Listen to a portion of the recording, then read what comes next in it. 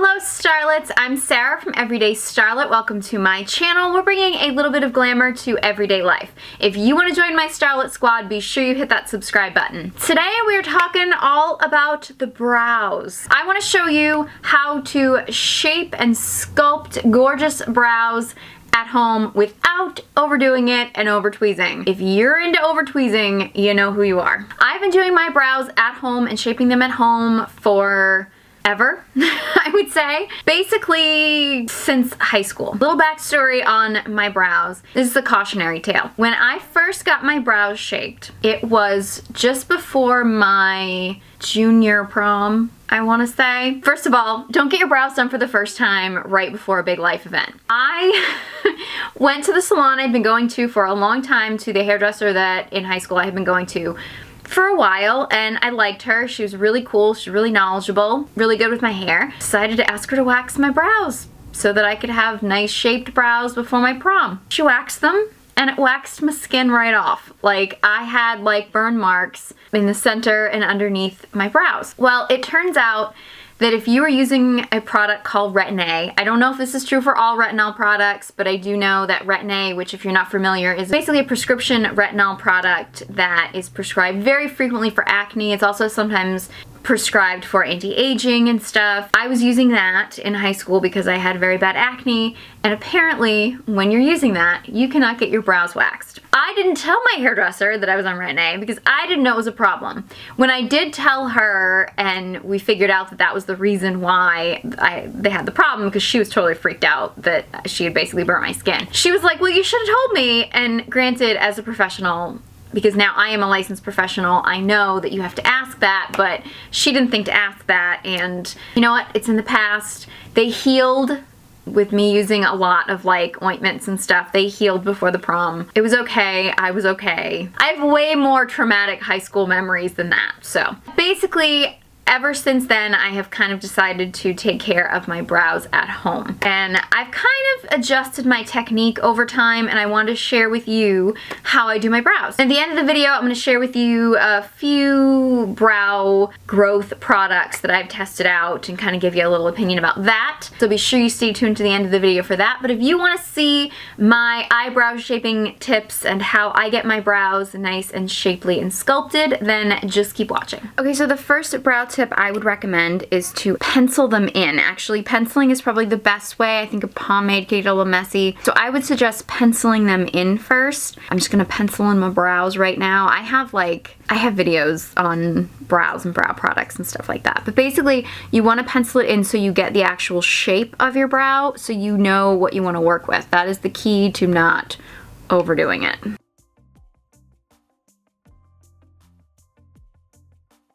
Okay, so now that I have actually penciled in my brows, so I kind of have the general shape, I now have a guideline, because if you're just like guessing where you want to pluck or where you think the shape of your brow is going to be, you can end up overdoing it very easily. So for starters, I'm going to go through and basically any obvious hairs that are just clearly not in the brow area, I'm just going to go and take those out.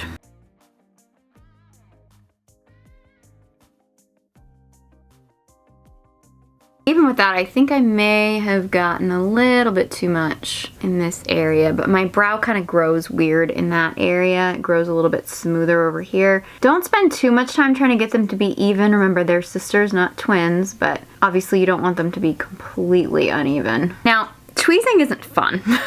Let's be serious. I mean, you're ripping hair out of your skin. That's never fun. I don't find it completely unbearable. A few tricks. Some people say it works better when you're just out of the shower. I don't like doing it when I'm just out of the shower. I'd actually do it before the shower, simply because I feel like the steam from the shower calms down the redness of my skin. I don't really like my skin to be too damp when I'm doing it, because I just feel like I don't get as good a grip on the hairs. But some people swear by it, so you know what? I would try it both ways and see which one works for you. Some people do also say you can rub an ice cube over your eyebrow, and that will kind of like numb the area before you go and do it. I haven't really done that. For me, I feel like that could help with the pain, but it also is going to tighten up your pores and it might make it harder to pull the hairs out. But I do think it's worth a shot. If you find tweezing to be unbelievably unbearable, try an ice cube. I just don't do it personally. I also find for me a trick is I find like every week or every other week, if you do a brow check-in, even if you don't end up taking a lot of hairs, you just take 1 or 2, it just makes it that much quicker. So if you're doing like maybe a monthly, or you just put it off for a few months or something like that,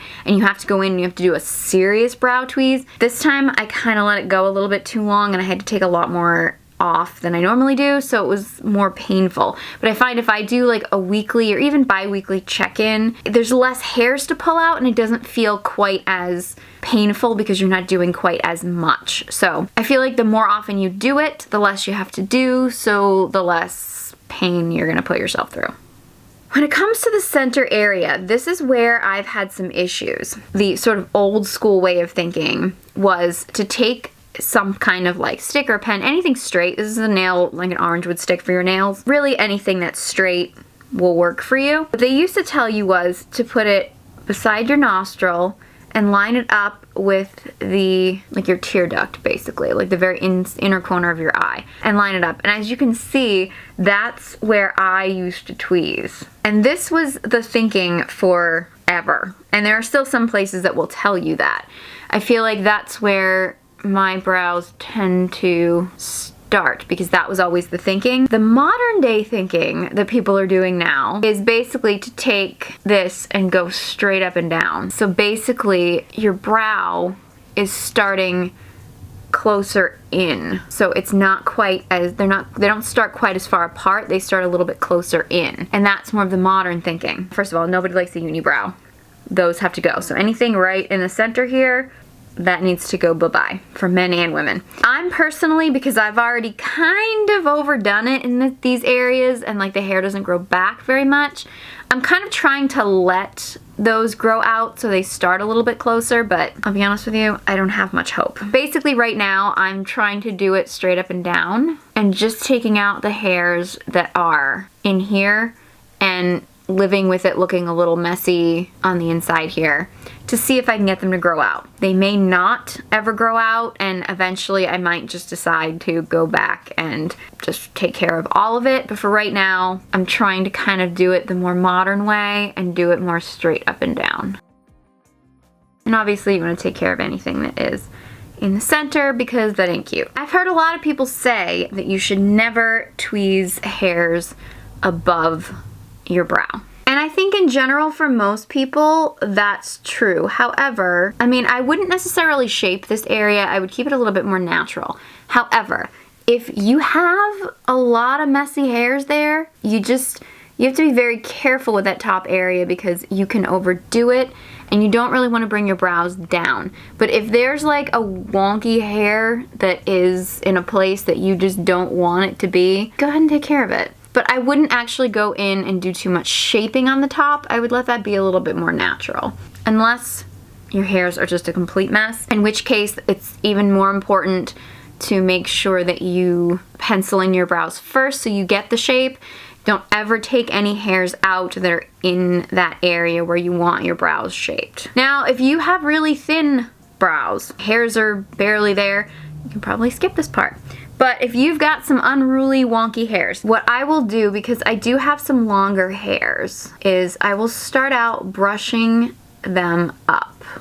And this is just a spoolie. I don't remember where I got this specifically, but you know, any kind of clean mascara spoolie will do. And I would recommend using, this is actually, it's a tweezer man. I think this is actually like a nail clipper or something like that. I'm not exactly sure where I got this, but a really, really fine pair of scissors.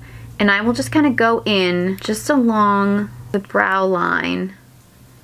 And any that just like stand out and look like really, like they're sticking out too much, I'll just go in and kind of trim them. If you like those sort of like feathery brows and you want your brow hairs to be all, you know, wild and crazy, then by all means, leave them. You don't have to do this step. I like it to look a little bit more polished. Now, while your brows are up, also might be a good time to just double check underneath to see if there's any stray hairs underneath that you may have missed that are just kind of standing out. I also, because a lot of my brow hairs tend to grow downward, I like to brush downward. This just kind of helps prevent any from getting wonky, and I like to kind of just go in and take care of some of these that are really spiking down. You have to be very careful with this because you can overdo this very easily. The point is to not take out a lot or take off a lot of hair. The point is to just kind of clean up a little bit.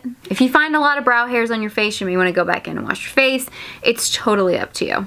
And that was my brow shaping routine with some tips in there. If you have really sparse brows and are thinking about trying out some brow growth products, I haven't tried that many of them. I feel like my brows are about average, although I do have a few spots, like I mentioned, in the center here that I kind of wish would grow in a little bit more because I have over tweezed. So I have tried a couple growth products. One that I have mentioned, I actually mentioned it in a favorite, non-favorite video, and I think I mentioned it in my empties video as well. I don't still have the packaging for it because I ran out of it, but it was the Revita Brow. I am obsessed with the Revita Lash.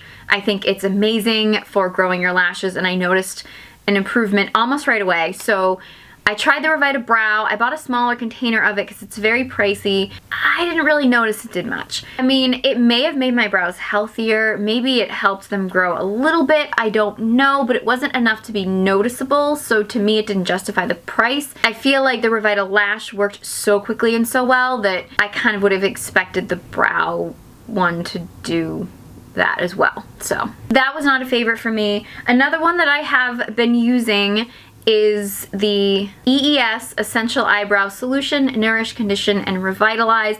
This was sent to me, so I'm not actually sure of the price point. I've tried it for a couple weeks. I'm not noticing a huge difference, but then again, my brows are not really super sparse, so I don't know if I would notice a huge difference. I do think that my brows are a little bit longer, but I'm not noticing it filling in the spots where they're a little patchy from when I've over tweezed. So I'm still trying this to form a full opinion about it. I'm not in love with the packaging because you basically have to use a Q-tip. I get the reason why they do that is because they want you to dip in a fresh Q-tip each time so you don't contaminate the liquid. I do appreciate that. However, I don't like using up a Q-tip every time I want to use it. Another little tip, it says on here that you need to use a clean cotton swab in the bottle each time. Instead of using 2 cotton swabs, use one end on one side of the brow, use the other end on the other side of the brow. It'll save you a little money in Q-tips. I don't want you going in debt buying Q-tips. This is primarily alcohol, and it smells mostly like alcohol. I don't really care. I do feel like it hasn't irritated my skin. That was one of the things I was worried about because I was like, this is mostly alcohol. Is it gonna wreck my skin? I haven't noticed any irritation, and my skin is super sensitive. Again, I'm not noticing a huge difference,